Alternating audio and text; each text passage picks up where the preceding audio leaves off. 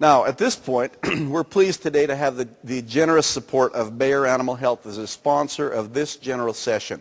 So joining us today from Bayer is Todd Firkins, who is the marketing manager for the food animal business for Bayer's Healthcare Animal Health Division. I'd love to see his title on his door. It must be this long.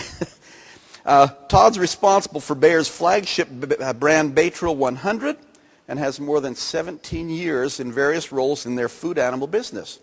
A Texas native and a Texas A&M graduate, he is also a cattleman with a small Angus herd in the great state of Missouri. So everything's big in Texas, right? And now he's from Missouri, so he's to show me he's a big Texan that you have to show him.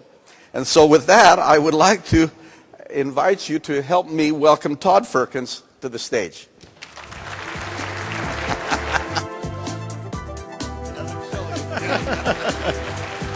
Thank you, Scott. Good morning, everybody. And I guess I can be the third person to welcome you to the Cattle Industry Convention this morning. So welcome. It's great to be in Florida. It's even better to be in Florida when it's raining back home.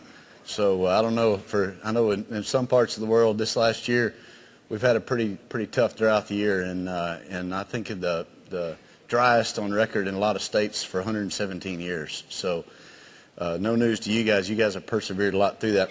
2012 held quite a few challenges, I think, in the beef sector. Not so much in the cow-calf side, but obviously in the confined cattle and stocker cattle parts of the world. And it's been a pretty tough year. And it's probably no secret to you, it's equally tough for those of us that have businesses to provide products and solutions to you in these markets. But we persevered, and we're looking forward to even as our good friends at CattleFax say, more bad news, but hopefully we'll get out of this. But we're looking forward to 2013.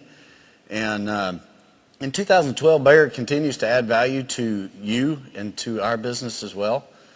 We completed an acquisition of KMG insecticide business, which gave you essentially about a dozen more products for the insecticide business. And that'll be a nice addition. So pretty much if it crawls, flies, bites, we got a solution for you at Bayer. So the second milestone that we just recently accomplished, again, investing into your business, into the animal health, is the acquisition of Teva Pharmaceutical, which may be unknown to many of you. Teva had a huge, broad portfolio of a lot of different products in a lot of different categories. So be on the eye for that. We're going to be rolling those products out over the next few years. It'll give us several dozen different products, hopefully, that will provide solutions to you and in your business. I guess the third and final thing that I wanted to mention relative to business at Bayer and the progress or accomplishments or investments that we continue to make is in 2012 we received a control claim for Baytril 100, which allows you as producers to utilize Baytril off the truck as a mass med or metaphylaxis on high-risk calves.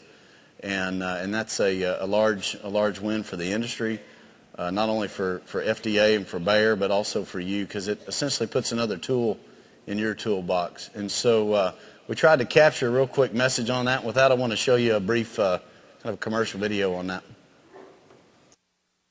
With BRD, every second counts. And when you get new high-risk cattle, you've got a choice to make. You can either take your chances and wait and see what happens, or you can take charge of BRD. Right from the start, treat bacteria up front with Baytril 100 Enrofloxacin injectable, now approved by the FDA for BRD metaphylaxis and high-risk cattle. Ask your veterinarian about Baytril 100 and make it your go-to drug to control BRD in high-risk cattle or for treatment of BRD. Baytril 100, right the first time. It only took about 42 shots to hit that hourglass, but we got her done. So, again, thank you for being here. Make sure you come by to the trade show. There's been a huge investment by a lot of companies that are interested in sharing information to you, so please stop by there. And then join us Friday evening for the Beach Boys and Bellamy Brothers. See you there.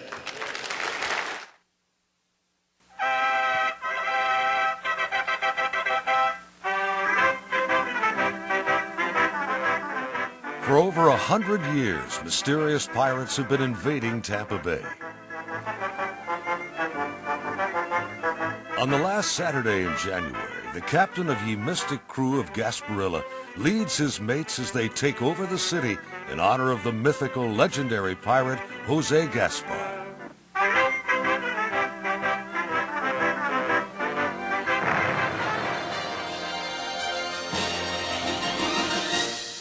Tampa Bay's Mardi Gras, themed to pirates, Gasparilla Pirate Fest is one of the country's largest and most unique outdoor celebrations. It begins when the world's only fully rigged pirate ship sails into the heart of Tampa. Built entirely of steel, the black-hulled Jose Gasparilla measures 165 feet overall and is topped by 3 masts that tower 100 feet above the deck.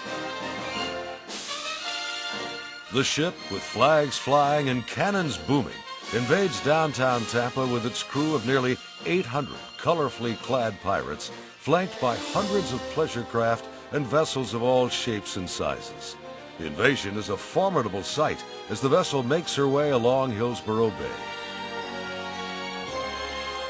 The history and name of this Tampa tradition traces back to the legendary antics of Jose Gaspar, a pirate who reputedly patrolled the waters of the Gulf Coast during the late 18th century.